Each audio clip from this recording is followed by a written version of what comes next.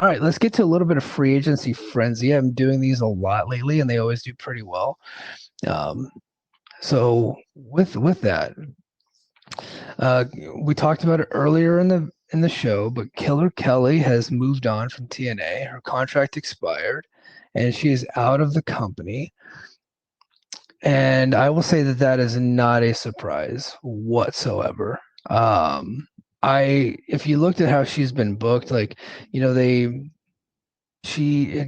had kind of been pushed down the card before she got pregnant, and then she got pregnant, and then she comes back after maternity leave, and they immediately put her in there. I think it was with Masha for the World Championship. They went and they had their match, and it was okay. And they just kind of pushed her back down the card. And she has been getting some explosion matches. She's barely been on Impact. I think they were about to do something with her and Rosemary, but they just never got to it. And the contract expired, and they went ahead and moved on from her. And I like Killer Kelly. I think she's a unique. She's got a unique look. I like the name. I like her vibe. In the ring, she has not progressed well, I would say. Like she was never really great. She could be good, but a lot of times the matches would leave you. There's a lot left to be desired, and I just remember just being so disappointed with her match with Masha, the dog collar match they had. I was so much looking forward to it, and then it just underwhelmed and underdelivered. And then they had the tag team, the MK Ultra tag team, that I really liked. But it just seemed like Masha was probably carrying that team a little bit, but Killer Kelly had the great entrance and the great music and the vibe and the look and everything, and then she's like okay in the ring, which is fine. Like those wrestlers can make good money for a long time. But it just didn't seem like she progressed the way that they would want her to, and she's gonna go and do something else for a while. You know, she at one point was in NXT. It just didn't work out for her there. That she's been with TNA for years now, and some people have suggested that AEW would pick her up. I don't think that they will because she's not like a dynamic worker. And they're really trying to rebuild their women's division there, and they got a lot of great wrestlers.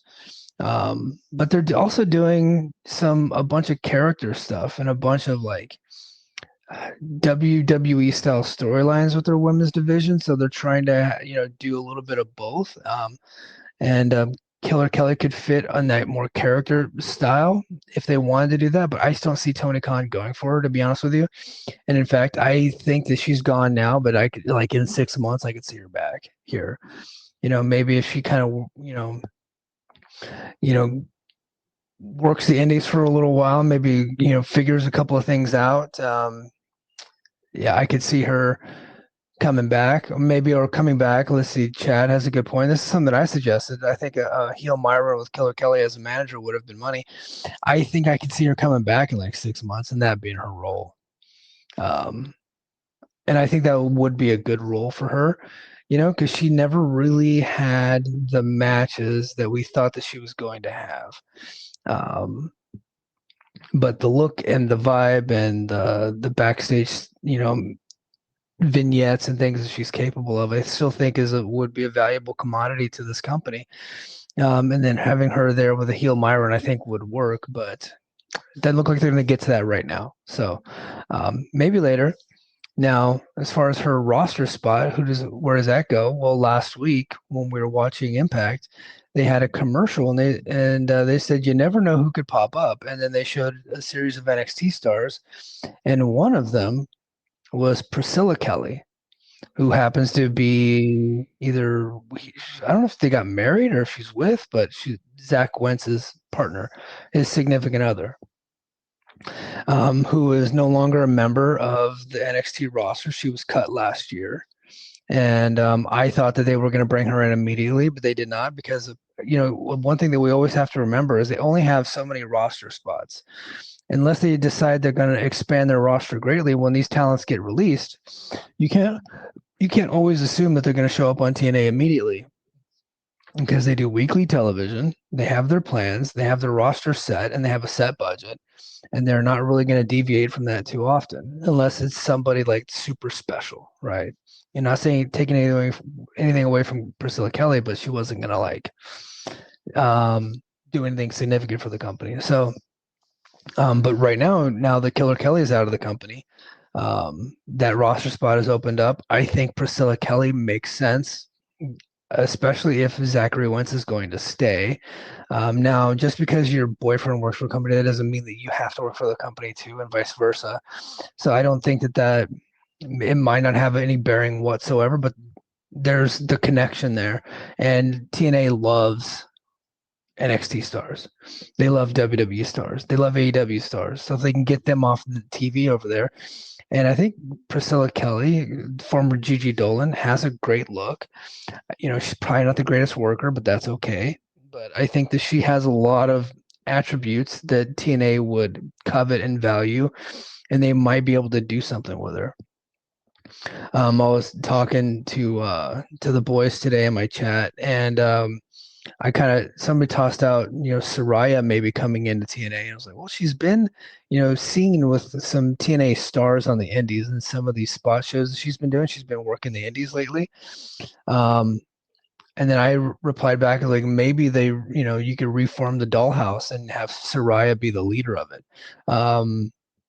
Sarai didn't have to wrestle a whole lot in TNA, but she could do some stuff. And putting her with a Priscilla Kelly would make sense. And you added somebody else to it, and like you got like a little mini faction going on. I think that'd be kind of cool. So, um, what else? So, oh yeah, we talked about Matt Taven already. He's being linked to NWA, so we'll see where that goes. And just because he goes to NWA, that doesn't mean he wouldn't be able to come to TNA as well.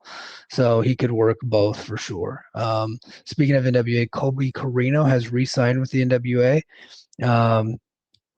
I wasn't shocked by that, but I was like, why is he sticking? Like, why is this guy not getting a shot with a bigger company?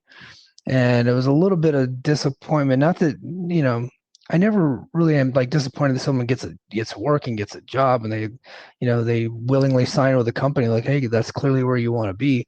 But the contract expired. I was hoping that he would be able to kind of elevate his game a little bit and go to a little bit of a bigger company, and TNA would have been that company. But like I said, just because you're a free agent, that doesn't mean TNA is going to take you, even if you're like a talented person, because they only have so many roster spots. And so, there was that.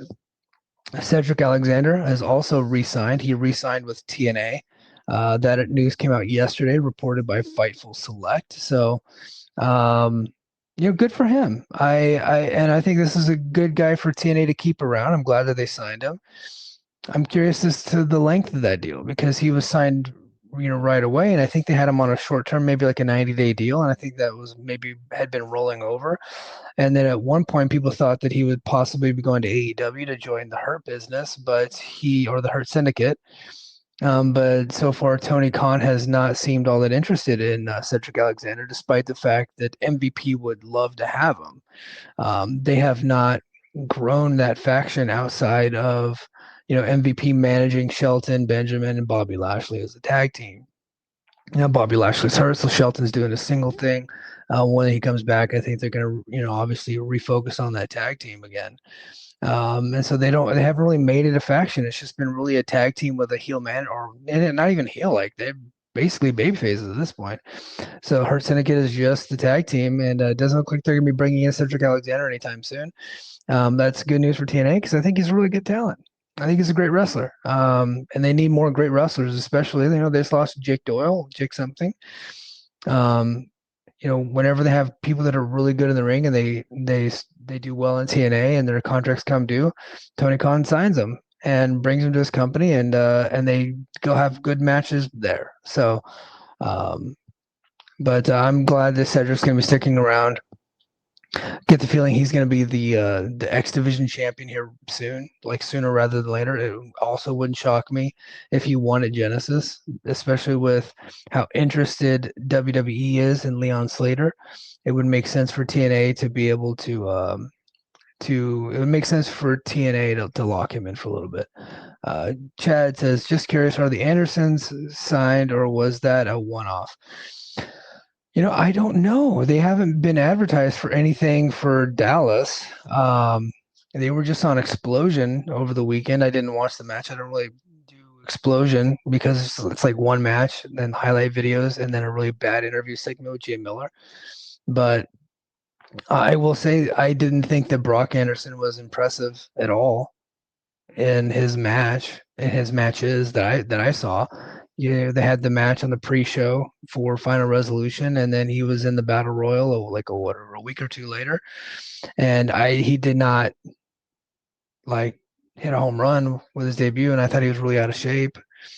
For a guy looking for that was just on under contract with MLW, and then he gets pushed to that world title to a main event. He loses, and then he's finished with the company. You would think, and now he's looking for a job. You'd think he'd get himself in a little bit of condition, and he just wasn't. So, and he's out of position a lot. It just seemed like he didn't know what he was doing.